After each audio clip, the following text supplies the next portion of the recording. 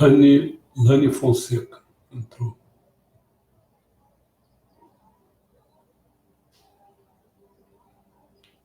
Ana Luísa entrou.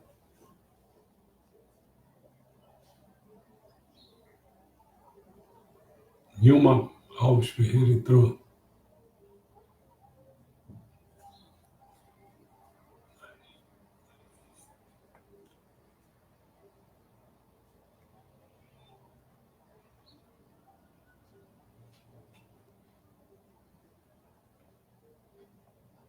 Entrando as pessoas. Não sei se esse vídeo vai segurar. Tem que avisar as pessoas. Nilma, o João já te deu alguma resposta?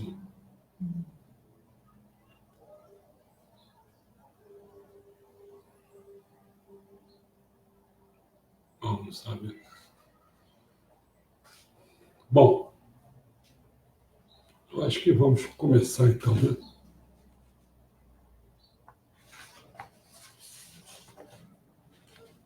Henrique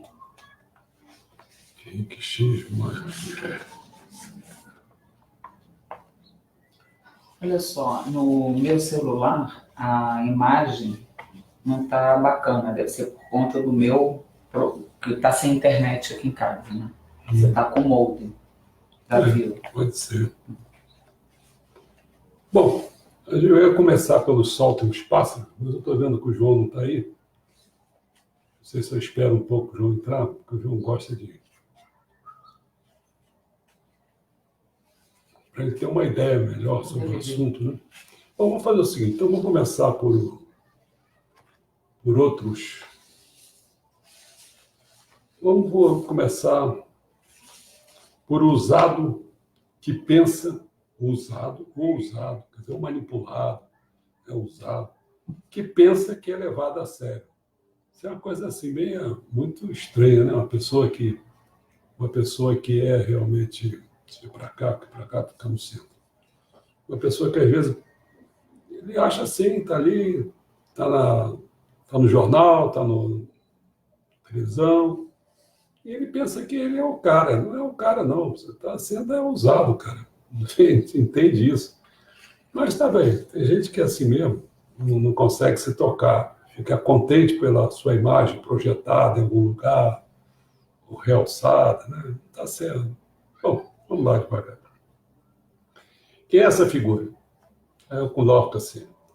Esse decano do Supremo Tribunal Federal é uma piada. Inclusive por imaginar que é um grande jurista. Se não, vejamos. Vamos lá.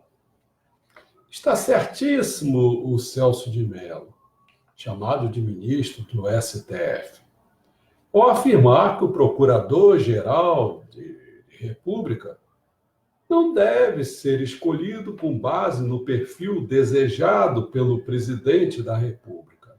Certíssimo.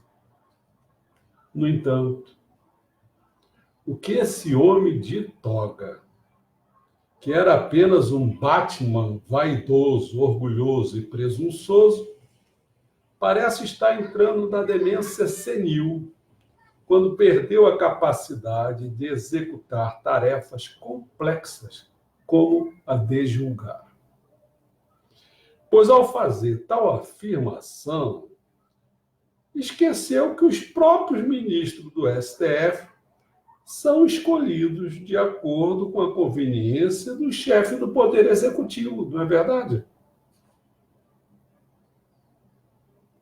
Esqueceu ou não quer lembrar quem indicou o presidente atual do Supremo Tribunal Federal?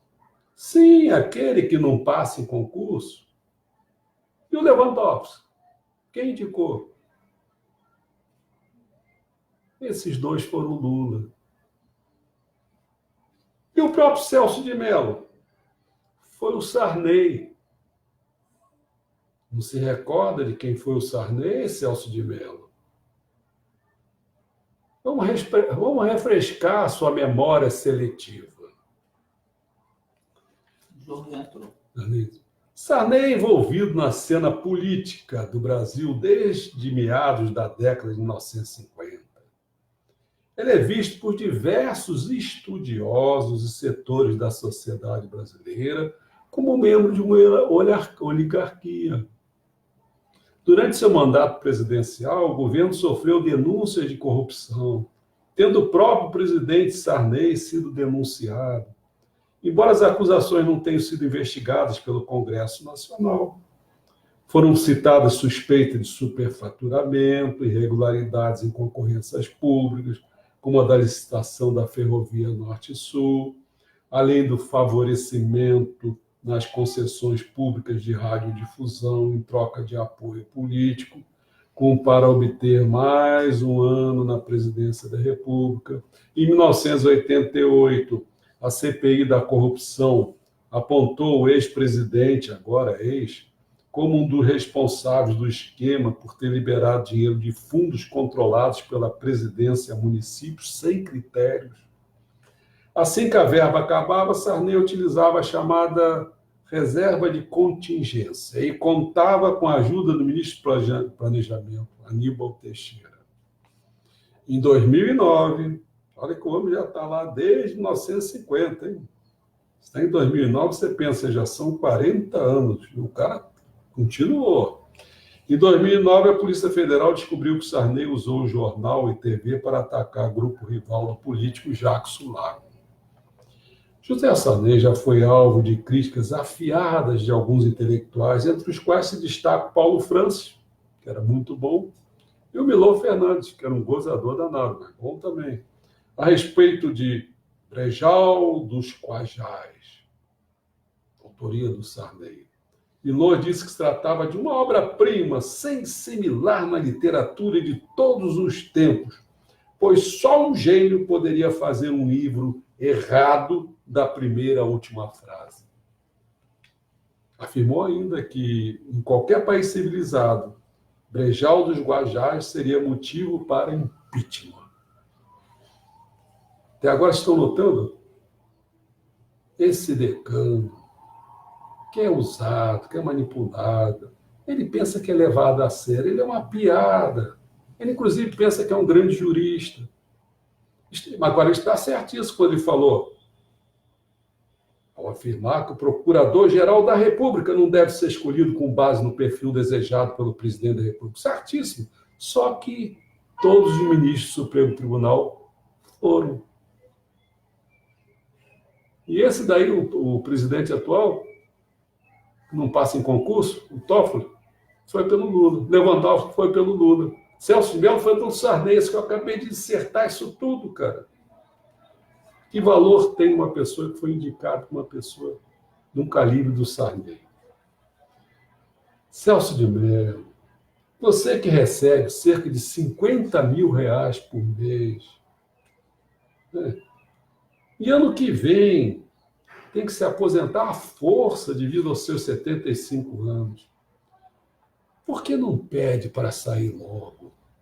Antes que a lava-toga chegue e não veja uma pessoa desqualificada para continuar num cargo que talvez nunca tenha merecido estar nele. Não acredite nos elogios que a Rede Globo lhe faz. Você, sem ter consciência, é apenas indiretamente um pau mandado dos poderosos. A Deus é o que lhe desejo de coração, o mais rápido possível. Quem sabe agora, hoje. Outra postagem. Se os ricos são contra a CPMF, então eu sou a favor. Por que essa intransigência com essa contribuição provisória sobre movimentação financeira chamada CPMF? A ponto de Bolsonaro demitir o secretário da Receita Federal do Brasil. Por quê? Felizmente, na minha interpretação, Bolsonaro está fazendo o mesmo jogo que o Lula em querer governar com os poderosos. Bancos, banqueiros, empresários, agronegócios, agradando as Forças Armadas, deixando eles lá com aqueles trocadinhos, protegendo o filho. É isso que o Lula faz, é isso que o Bolsonaro está fazendo. A única diferença que eu vejo dele com o Lula é que é que o Lula gosta de uma minoria para ganhar voto. O Bolsonaro se enrola todo e tal e fica por aí. Vamos raciocinar? Vamos. O orçamento não está oprimido? Não sobram recursos para investimentos? A dívida não está beirando a 80% do PIB? O déficit mensal não para de crescer? Pois é, nunca foi criado tributo tão fácil de se arrecadar quanto a CPMF. Basta fiscalizar meia dúzia de bancos e retirar da tributação, tira da tributação os menos favorecidos, isentando até determinado valor, ou quem recebe até tantos salários mínimos. Agora, alega alguns, para não fazer isso, que o governo deve cortar despesas. Você que dá as ordens, né? Cortar você lá no seu banquinho, né? Não, isso aí não, né? Sua empresa. Mas cortar verbas, cara, há limite. Mesmo absurdo em relação ao corte de verbas na educação, no CNPq, para pesquisador e tal. Sabe o que vocês estão fazendo? Estão mandando o país para o século passado. Por que não voltar com a CPMF em um momento tão importante para restabelecer o equilíbrio? Por que não? A CPMF é um fabuloso instrumento de fiscalização. Fiscalização, hein? Sabe por quê? Muito ricos que não pagavam imposto foram pegos. Estou inteiramente de acordo com a cobrança da CPMF, desde que se incida, é claro, somente sobre capitais especulativos que nada produzem para o país. O mercado não tem o direito de se importar com isso, pois os seus ganhos são astronômicos. Indo aos números, a média diária da negociação no Bovespa é de 15 bilhões. Por ano chegamos a 3,8 trilhões, quase 4 quilhões, acho que é isso que chama. Aplicando uma pequena alíquota. Vai tirar uma pequena alíquota. O governo pode arrecadar 100 bilhões por ano. O trilhão de Paulo Guedes que ele quer em 10 anos. A população e quem produz nesse país é que ficariam aliviados com essas cobranças do CPMF, se livrando dessas reformas como da Previdência. Entendeu? Então não se iludo, não. Tem um cara lá que eu me lembro que gostava de falar, que acho que era da indústria, Paulo Farc, sei lá, o nome assim complicado, né? Adorava falar isso. Todo mundo fica se convencendo. Não pode ser CPMF. Pode sim. Vai tirar de vocês que ganham astronomicamente dinheiro demais, entendeu? Vai ser fiscalizado sim. Bolsonaro, para de fazer a mesma política que o Lula está fazendo. Populista. No fundo, como é que ele fazia o Lula? Deixava até o pessoal roubar, não era isso? Agora você vai querer ficar... Você está convivendo com a mesma... Querendo governar com os poderes. Vai caçar as merdas todas que estão aí, cara. Você está iludido, cara. Como é que você vai governar com esses caras? A não ser que você entre no jogo. Você está entrando no jogo. Então, nós estamos começando a ficar descrentes. Ou você bota o pau na mesa. Se você não tem pau para botar na mesa, você chama o general Culhão, procura ele rapidamente. Deve ter um aí nesse exército, na marinha, na aeronáutica, cara com peito para botar ordem nessa casa. Essa mídia como a Rede Globo está nojenta, cara. Está nojenta. O Olavo Carvalho que falou, o que eu falei ontem, aquelas duas coisinhas, lembra? Ele está certo. Bom, estamos, se eu me incluir, estamos perdendo a guerra. Porque pensar que vai ficar querendo... Primeiro já está perdendo a guerra, pensando que vai querer mexer na economia, que vai dar um bomba, vai bombar demais. Eu já escrevi outra coisa. A corrupção torna impossível o desenvolvimento econômico. vai primeiro para a corrupção, vai primeiro para desmanchar essa ideologia que está aí, que está mandando nas coisas. Esquece de ficar acusando que isso aí não é democrático. É democracia, sim. Não é essa democracia brasileira que está instaurada aí, uma vergonha com essa Constituição vagabunda, entendeu? Porque aí não dá certo.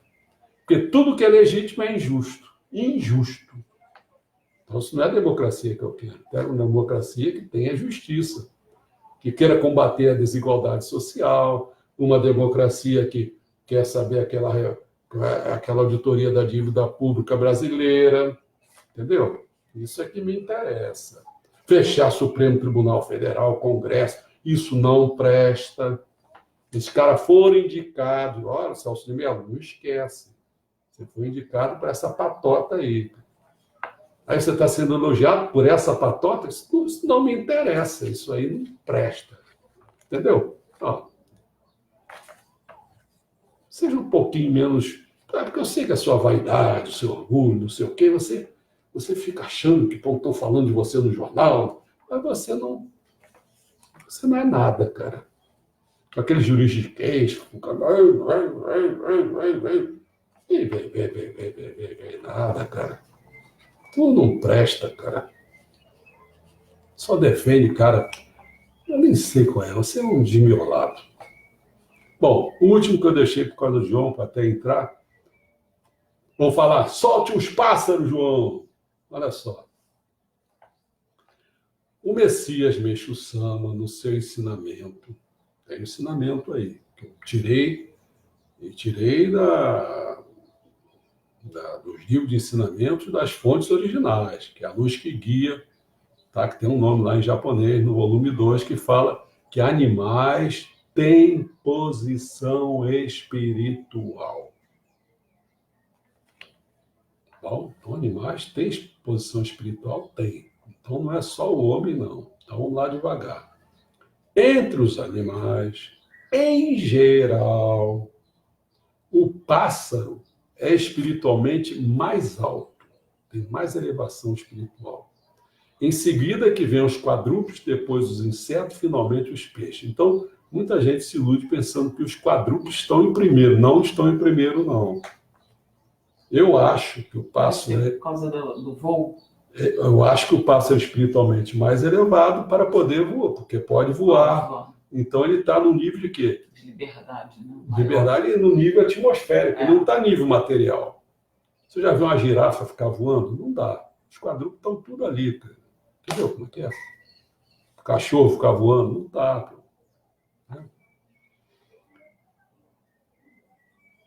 Não confundir, também tá, o pessoal vai logo, porque às vezes falta um pouco de cultura, então já vou logo avisando. Não confundir que toda ave que voa seja um pássaro. Tudo ok? Senão fica uma confusão do cacete. Seja um pássaro. Por exemplo, urubu voa, mas ele não é um pássaro. Tá certo? Este pertence à ordem das aves chamadas de passeriformes, enquanto os urubus são chamados da ordem catartiformes. Tá certo? Então são aves. Dentro da ordem das aves... Os pássaros estão incluídos e são mais altos espiritualmente. Isso. Tá certo? O corvo, que é considerado a ave mais inteligente, sendo capaz de usar ferramentas para resolver problemas, como a captura de alimento. Eu já vi isso aí. Se ela quer comer, alguém propõe alguma coisinha para ela, que ela tem que... ela usa a inteligência no instantinho. Usa ferramentas... Vai lá um pauzinho para abrir não sei o quê, eu já vi isso várias vezes, né? Consegue dobrar gravetos e arames para pescar, usa folhas duras e caules como faca, olha só. Nos centros urbanos joga semente difícil de quebrar como nós. Bom, eis o que é dito sobre os corvos, no livro chamado Seguindo Meixo Sama. Corvos significa oculto. Trata-se de um pássaro que, em sentido religioso, é tido como espiritual. No episódio bíblico da Arca de Noé, quando cessam as chuvas, Noé solta um corvo. tendo por objetivo saber se as águas já haviam baixado.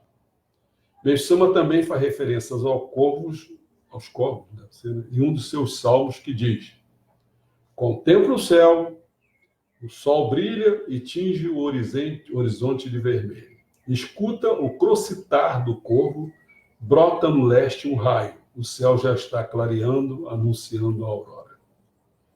Quer dizer, então, que o corvo seria capaz de sentir antecipadamente o raiar da aurora.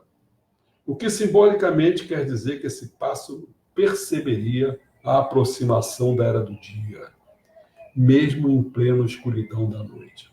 Pela ordem, os primeiros a terem sensibilidade para perceber a aproximação da aurora seriam os pardais. A seguir viriam os corvos. Corvos, deve ser. E ao início do raiar do dia, sabe quem? Os galos. O Kiko do Flávio. O Messias explicita sempre o nível espiritual dos pássaros entre os animais. Vamos prestar atenção? Vamos lá. Diz Mestre Sama, o objetivo da fé, esse sabor da fé, né, o ensinamento do sabor da fé foi escrito em 25 de janeiro de 1949. O objetivo da fé é alegrar a vida, dar-lhe a tranquilidade e permitir que se desfrute do saber de viver, do sabor de viver. Então as coisas da natureza se transfiguram. As flores, o vento, a lua, o cântico dos pássaros. A beleza das águas, das montanhas, passa a ser vista como dádivas de Deus para a alegria das criaturas. E outro ensinamento chamado abstinência, também 25 de janeiro de 1949. A natureza e tudo que nela existe foram feitos para o homem. As flores da primavera, os bordos do outono, o cantar dos pássaros e dos insetos, a beleza das montanhas, dos lagos, as noites de luar, as fontes de águas termais. Pensemos no porquê de tudo isso. A existência do mundo espiritual, 25 de agosto de 1949.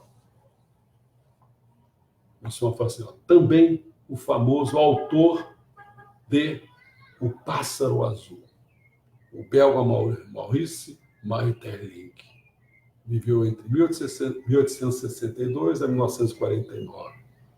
Ele tornou-se um estudioso dos fenômenos sobrenaturais após reconhecer a existência do espírito. Sem ser esse domingo que vem, que eu vou eu já vou começar com um pássaro azul, o Mestre Sama adorava.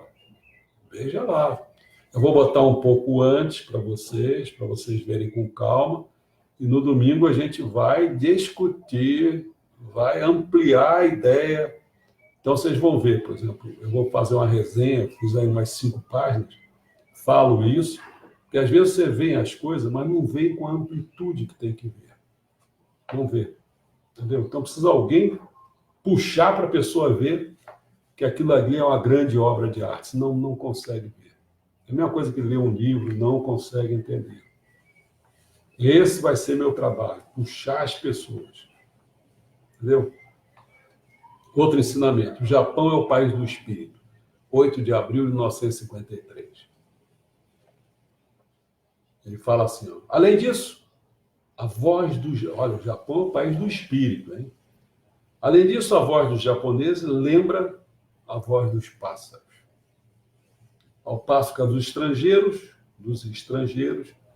assemelha-se à voz de outros animais. Quer dizer, botou todos os outros para lá. Certo? Mestre Sama apontou a importância de pássaros na vida do ser humano. Quer ver? Havia uma estudante de Belas Artes de aproximadamente 20 anos que estava fazendo estágio na loja Okada, como desenhista.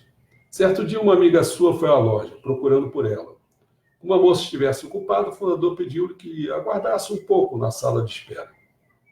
A visitante parecia deprimida.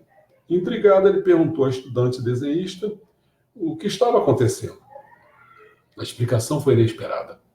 Durante longo tempo, as duas moças mantiveram relações homossexuais. mas descobertas por seus genitores, foram advertidas severamente, vendo-se obrigadas a escolher entre acabar com o relacionamento ou sair da escola. Sem saber o que fazer, haviam decidido suicidar-se juntas. E aquele era o dia marcado. Surpreso, o fundador levou a desenhista para outra sala e fez um exame espiritual nela. Um espírito de pato que nela encostara manifestou-se e disse que estava apaixonada pelo espírito de rouxinol, que é um pássaro encostado na amiga. O fundador repreendeu-o severamente e com repetidos tratamentos espirituais, fê-lo deixar o corpo da moça. Com isso, o sentimento da amiga também esfriou e o problema foi solucionado. Através dessa experiência, o fundador compreendeu que o amor, paixão é uma ação espiritual e que, para solucionar um amor ilícito, basta tirar o encosto de uma das pessoas envolvidas. Você já está vendo o que é que cabe nisso aí, né?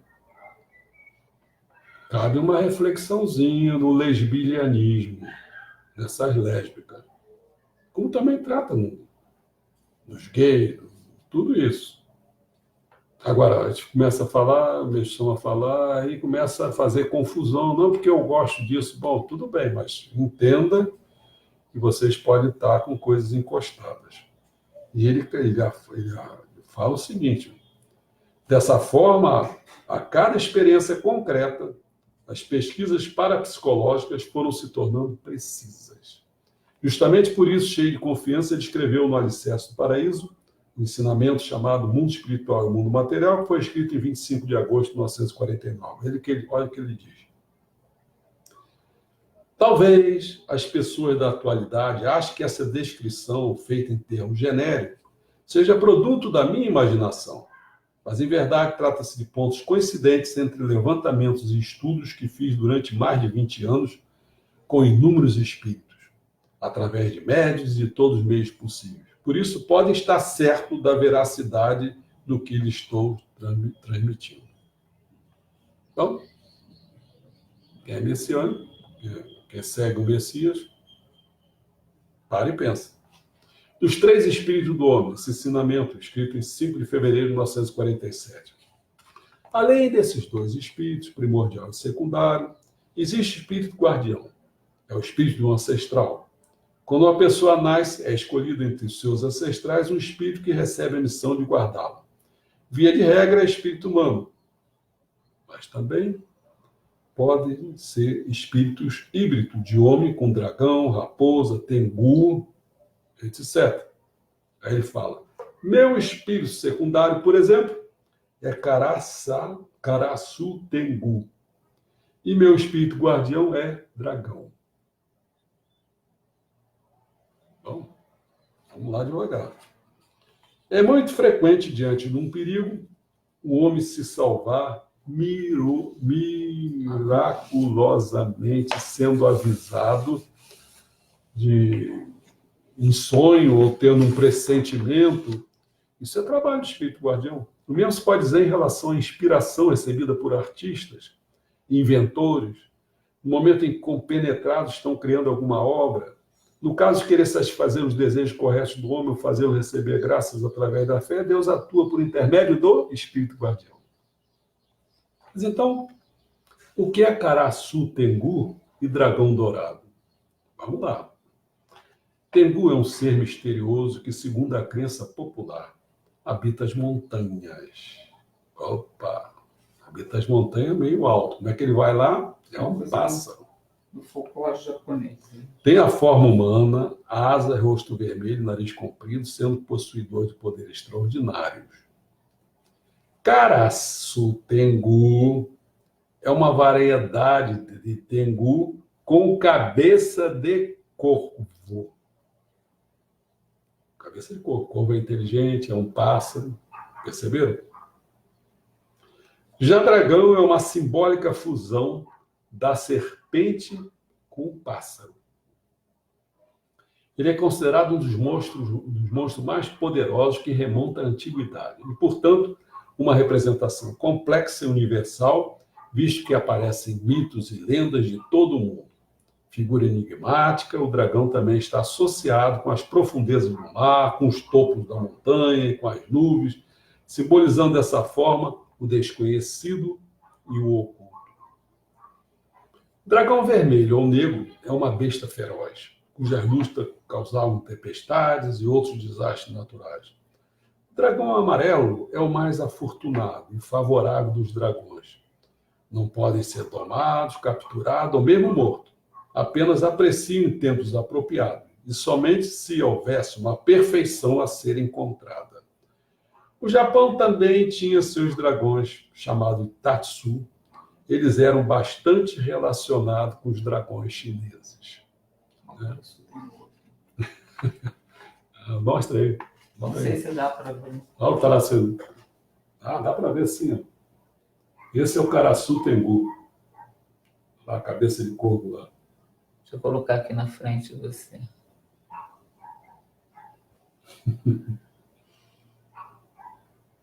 Tá vendo lá? Karasu Tengu. Bom, não sei se estão reparando que eu estou mostrando que tanto o espírito secundário como o guardião do Meixama, pássaros, tem relação com pássaros. Então, pássaro é uma coisa sofisticada, não é uma coisa qualquer. Então, se você mantém os pássaros presos, vocês estão tirando. Porque o que eles têm, o que é? Eles são assim como é que eu vou dizer assim? O que voa, essa coisa que o ser humano quer. Não, o ser humano vai lá para cima com aquelas asinhas lá, com a asa delta, né? E aí dá aquele voozinho. Cara, aquele voo não pode fazer mais nada com aquilo. Não levanta de novo. O pássaro é livre. Então, você está matando, qualquer que está matando, a missão dos pássaros, que é essa toda que eu falei aí. Inclusive, habita com Meixo-sama. Certo? Eu sei que é chato, porque toda vez que a gente tem um lazer, para a pessoa parar para refletir isso, reconectar. Bom, não sei o que está acontecendo, porque ontem nós já ficamos sem luz, talvez as pessoas devam estar continuando a ver, que já aconteceu isso outra vez. E eu estou vendo aqui, tem bastante gente, Jorge Caetano, Maria Marta, Manuel Dias, Orlandina Marques, Zuleika, Marina Pinho, Rodrigo Maia, vai por aí fora, João Carlos, Fernando Coelho, Vanderlei Nascimento, Aninha Aquariana, Liane Carneiro, Henrique X, Ana, Nilma, pá. O João, a Nilma colocou alguma coisa aí, se você puder, você responde ela para ver como é que se pode ajudar ela. A minha esposa também está querendo ajudar, mas acho que não está conseguindo haver uma conexão. Eu não posso fazer nada porque eu não estou metido nisso, porque eu estou metido com os conteúdos, né? Tá bom? Então, Nilma, continue insistindo, que é isso aí que a gente está querendo mesmo. Pessoa que não desiste. Parabéns. Bom, o restante começa amanhã e não perca. Amanhã eu vou fazer vai ser, eu acho que o único dia que eu vou começar às 7h30, porque a minha sogra, com o falecimento dela, faz 10 anos. A gente tem que fazer o culto. A gente vai fazer o culto lá na igreja, então começa às 6 horas e o trânsito desse horário também aqui é complicado.